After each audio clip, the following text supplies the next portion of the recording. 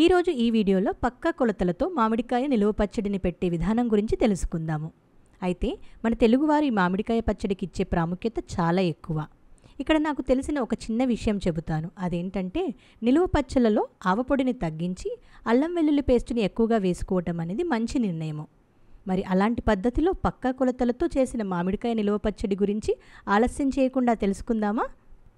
ఇలాగ వీడియోలో చూపించిన విధంగా ముందుగా ఒక 30 మామిడికాయలను తీసుకొని 1 గంట పాటు నీళ్ళలో నానబెట్టుకున్నాను.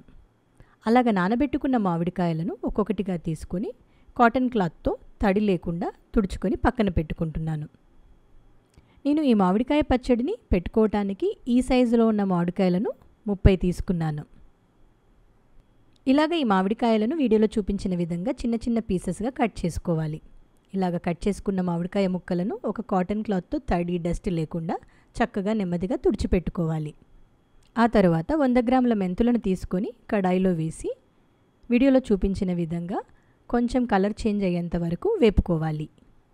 ఇలాగ మెంతులను వేపుకున్న తర్వాత అదే కడాయిలో 100 గ్రాముల జీలకర్రను వేసుకొని కొంచెం కలర్ చేంజ్ అయ్యేంత వరకు వేపుకోవాలి. ఇలాగ వేపుకున్న జీలకర్రను ప్లేట్లోకి పక్కకు తీసుకోవాలి.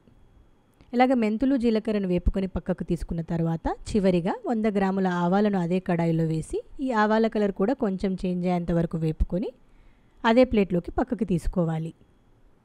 ఇలాగ వేపుకున్న మెంతులు జీలకర్ర ఆవాలను వీడియోలో చూపించిన విధంగా మెత్తని పొడిగా గ్రైండ్ చేసి పక్కన పెట్టుకోవాలి. ఆ తర్వాత ఇలాగ 1/2 కేజీ వెల్లుల్లిని తీసుకొని పొట్టును తీసి పక్కన పెట్టుకున్నాను. అలాగే 1/2 కేజీ అల్లంను కూడా తీసుకొని చక్కగా కడిగి పొట్టును తీసి పక్కన పెట్టుకున్నాను. ఇలాగ తీసుకున్న 1/2 కేజీ వెల్లుల్లిని 1/2 కేజీ అల్లంని మెత్తగా గ్రైండ్ చేసి పక్కన పెట్టుకోవాలి. ఇప్పుడు 2 వెల్లుల్లిని తీసుకొని పొట్టును తీసి పక్కన పెట్టుకున్నాను. అయితే ఈ వెల్లుల్లి రెబ్బలను మామిడికాయ నిలువ పచ్చడిలో వేసుకునే పోపులో వేస్తాను. ఇప్పుడు ఇలాగ మిల్లు నుంచి తెచ్చిన 1.5 లీటర్ వేరుశెనగ లేదా పల్లి నూనెను వేడి చేసి అందులో 2 టేబుల్ స్పూన్స్ ఆవాలు వేస్తున్నాను. అలాగ ఆవాలను వేసిన తర్వాత 2 టేబుల్ స్పూన్స్ జీలకర్రను వేస్తున్నాను. ఇప్పుడు పొట్టు తీసి పక్కన పెట్టుకున్న వెల్లుల్లి రెబ్బలను కూడా ఈ వేడి నూనెలో వేస్తున్నాను. ఇలాగ మామిడికాయ పచ్చడికి కావాల్సిన పోపును రెడీ చేసుకున్న తర్వాత గ్యాస్ని టర్న్ ఆఫ్ చేసి కొంచెం చల్లారనివ్వాలి. ఇప్పుడు ఈ పోపు చల్లారేలోపు ఒక పెద్ద గిన్నె తీసుకొని 7 కప్స్ వరకు కారప్పొడి వేసుకుంటున్నాను. అయితే ఈ కారప్పొడి మా ఊరు నుంచి వచ్చిన కారప్పొడి. మీరు వాడుకునే కారాన్ని బట్టి మీరు కారం ఎంత వేసుకోవాలో కూడా డిసైడ్ చేసుకోవచ్చు.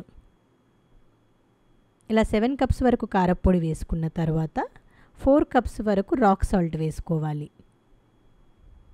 గుర్తుపెట్టుకోండి, నేను ఇక్కడ వేసుకుంటుంది 4 కప్స్ రాక్ సాల్ట్. ఆ తర్వాత మనం మెత్తగా పొడిలాగా గ్రైండ్ చేసి పెట్టుకున్న జీలకర్ర మెంతుల ఆవాల పొడి వేస్తున్నాను. ఇప్పుడు 1 టేబుల్ స్పూన్ పసుపు వేసుకుంటున్నాను. ఇలా పసుపు వేసుకున్న తర్వాత మనం మెత్తగా గ్రైండ్ చేసి పెట్టుకున్న వెల్లుల్లి అల్లం పేస్ట్ వేస్తున్నాను. ఇలాగ అన్ని ఇంగ్రీడియంట్స్ వేసుకున్న తర్వాత అంతా ఒకసారి సరిగ్గా కలుపుకోవాలి.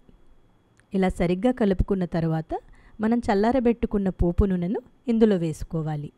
ఇక్కడ ఒక గుర్తుపెట్టుకోవాల్సిన విషయం ఏంటి అంటే మన పోపు నూనె గోరువెచ్చ కంటే కొంచెం ఎక్కువగా వేడిగా ఉండేలాగా చూసుకోవాలి. మరి చల్లగా ఉండకూడదు. ఇలాగ పోపు నూనెను వేసుకున్న తర్వాత మళ్ళీ అంతా ఒకసారి సరిగ్గా కలుపుకోవాలి. ఇప్పుడు ఈ కారప్పొడి మిశ్రమంలో మనం చక్కగా క్లీన్ చేసి పెట్టుకున్న మామిడికాయ ముక్కలను కొంచెం కొంచెంగా వేసుకుంటూ ఈ కారప్పొడి మామిడికాయల ముక్కలకు పట్టేలాగా చక్కగా గరిటెతో చేతితో కలుపుకోవాలి. ఇలాగ వీడియోలో చూపించిన విధంగా ఈ కారప్పొడి మిశ్రమాన్ని చేతితో మామిడికాయ ముక్కలకి చక్కగా పట్టించాలి. ఇలాగ కారప్పొడి మిశ్రమాన్ని మామిడికాయ ముక్కలకు పట్టించిన తర్వాత వీడియోలో చూపించిన విధంగా ఒక కాటన్ క్లాత్ని తీసుకొని ఈ పెద్ద గిన్నెకి గాలిపోకుండా చక్కగా చుట్టి పెట్టాలి. ఇలాగ 3 రోజుల పాటు చుట్టి పెట్టి 3 రోజుల తర్వాత చూసి ఉప్పు కారాలు చెక్ చేసుకొని మనము జాడీలోకి ఎత్తి పెట్టుకోవాలి ఈ పచ్చడిని. అంతేనండి, మనకు కావాల్సిన మామిడికాయ నిలువ పచ్చడి రెడీ అయిపోయింది.